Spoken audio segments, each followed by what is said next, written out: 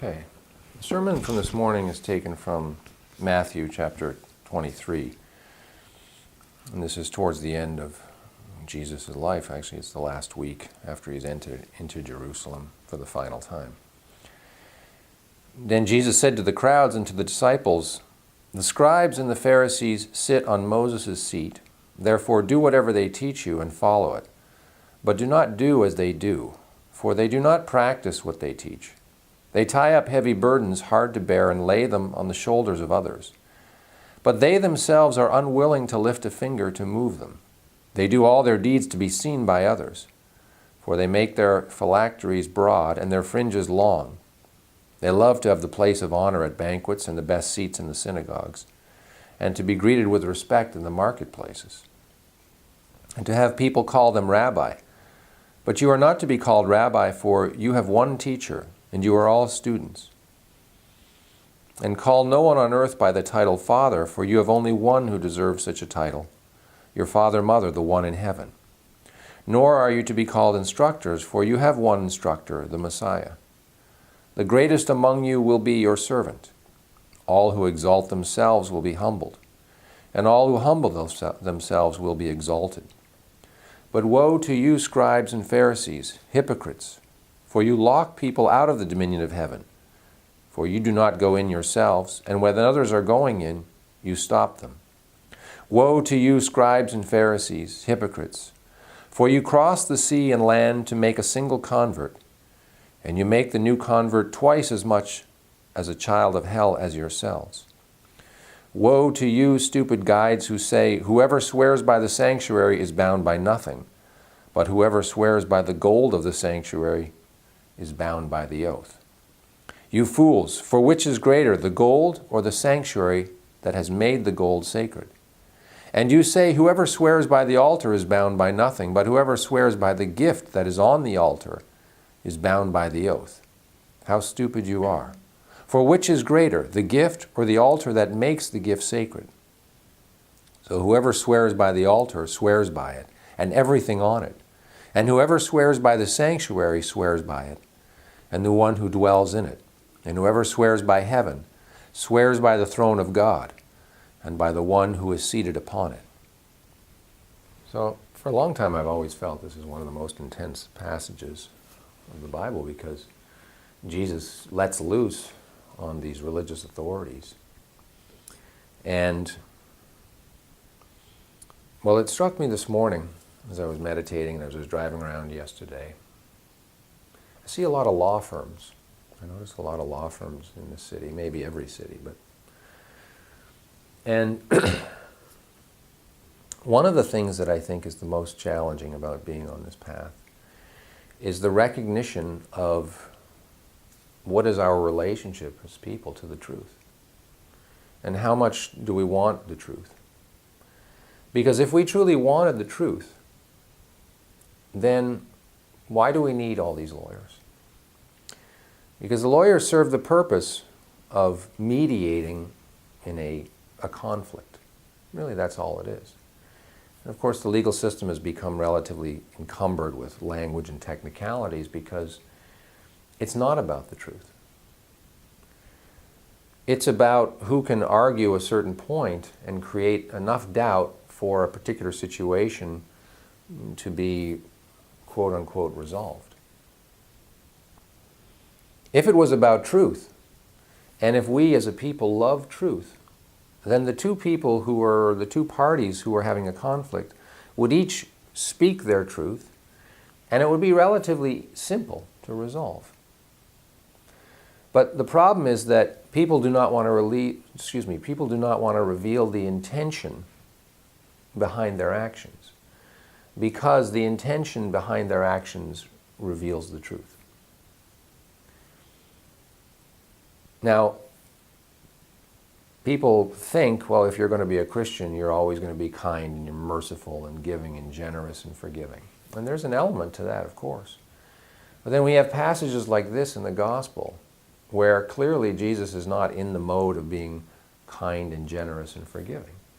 He's in the mode of exposing hypocrisy.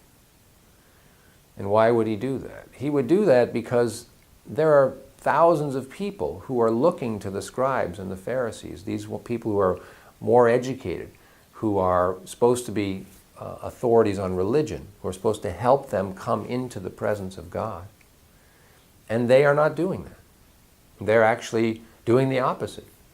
They're laying burdens upon people in a way that makes it almost impossible for them to know God. And he says very clearly that you teach about going into heaven, but you do not go in. And those who try to go in, meaning, well, in our language, who go within to that place of high spiritual truth, you do not go in, because probably they don't know how to. And if they did go in, they would start to feel the pressure of that truth upon their being. And therefore, their position that they have earned, at the banquets and wearing, what they call the phylacteries and the fringes, these are all aspects of the culture that demonstrate the status that you carry in the community. And the problem is that people have become very attached to their status, to their wealth. So coming back to the idea of the lawyers, if we were willing to speak the truth and willing to go, this was my intention, and this is why I did what I did, okay, and this is my intention, and this is what I did what I did, and then anybody with spiritual sight would be able to compassionately go like, oh, okay, well, you can see how your intention was driven by something other than what you agreed upon, right? And they would probably humbly say, yeah, I see what you mean. And then they would turn to the other person and see, okay, so you see how you reacted out of anger, and therefore instead of expressing your anger, you tried to recoup something. Do you see how that? Yeah, I kind of see that now. Okay, so ultimately you guys want to work together, so why don't we do this? That would be a contractual sort of issue. If it's a criminal thing, it's a different thing, but at the basis of it, there has to be faith in the truth. You have to believe that when the truth is revealed, it will let you be free. It will set you free. However, there may be something that you have to sacrifice en route to that freedom. And this is why I believe that the truth is not valued here, because the fear of that sacrifice and the lack of faith means that we become a society that's clutching for those things that provide us comfort, that provide us status, that provide us wealth, that provide us sexual prowess. Because our belief is that's what life is about. But imagine now a planet where everybody was committed to revealing the truth of their intention. First of all, that creates a pressure on you to have good intention, because it's quite embarrassing when your selfish or your negative or your lustful intention becomes revealed. So, as opposed to being put into that difficult situation, we are encouraged to speak the truth, to radiate the truth. And you will find as you walk this path that that very dynamic will begin to be lived out within you, much to what, Tom, you were sharing this morning, that we begin to see ourselves more clearly. And it's uncomfortable. See, this is one of the hardest things about the journey to liberation. And this is one of the reasons that when you begin to become more Christ-like, you become a source of irritation to a certain degree in the world that you move in. Because you're asking people to be truthful. And why is it that when the light shines upon people's intention, and that intention is revealed as something out of accord with love, that people respond in fury?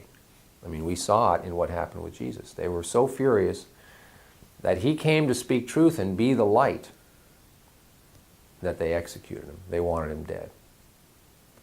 So we have to be wise about the fact that as you aspire to greater truth to be revealed within you, and your light increases, and just have to imagine that you're walking around as a sun, that you have an energy inside of you that is illuminating the places where you go, by the things that you see, by the things that you say, by the things that you perceive. And the more that you are committed to that, the more that light will draw love to you and also will repel darkness.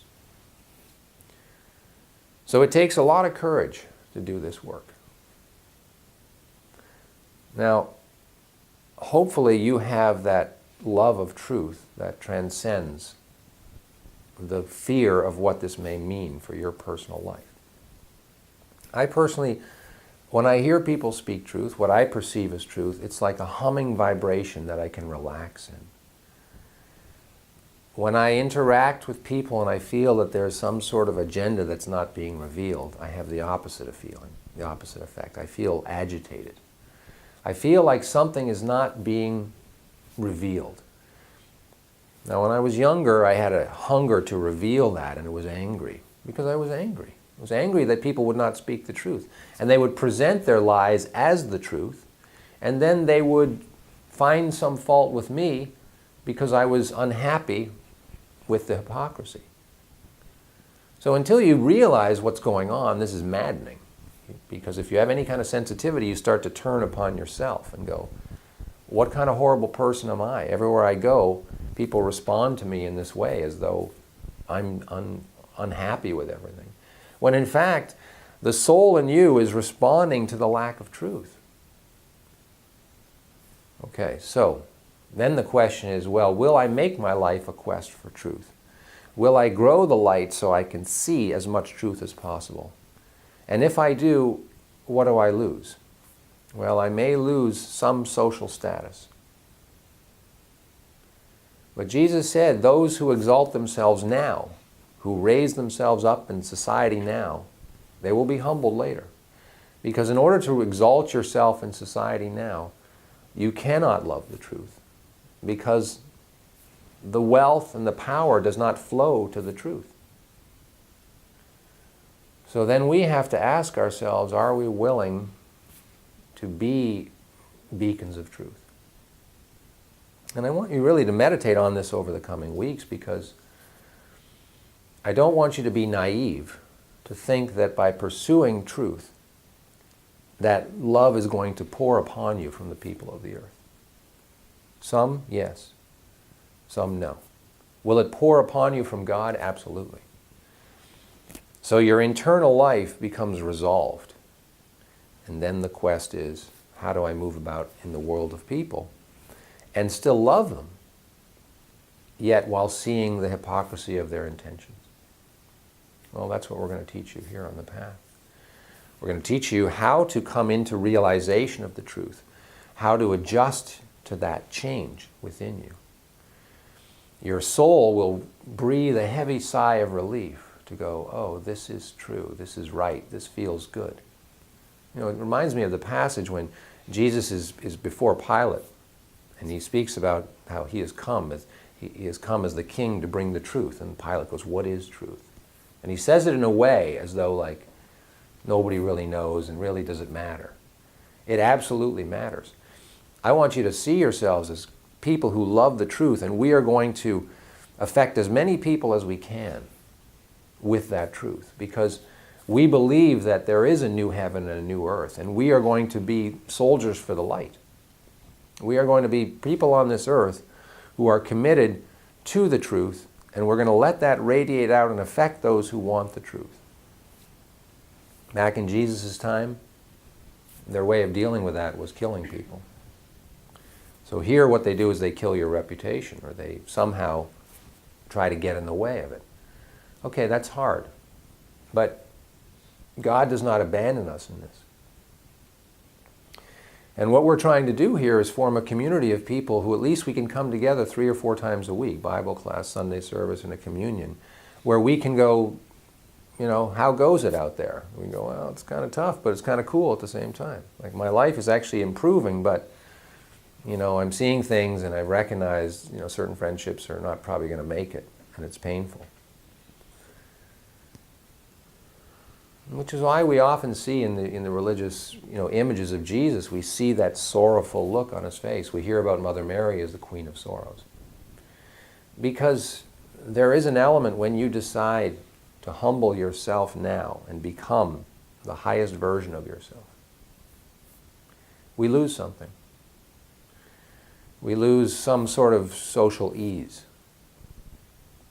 But if you love truth and you want humanity to move towards it, then why don't we join in being those, you know, initiators of that? and take strength in that, God is upon us, God is watching us, God is juicing our efforts.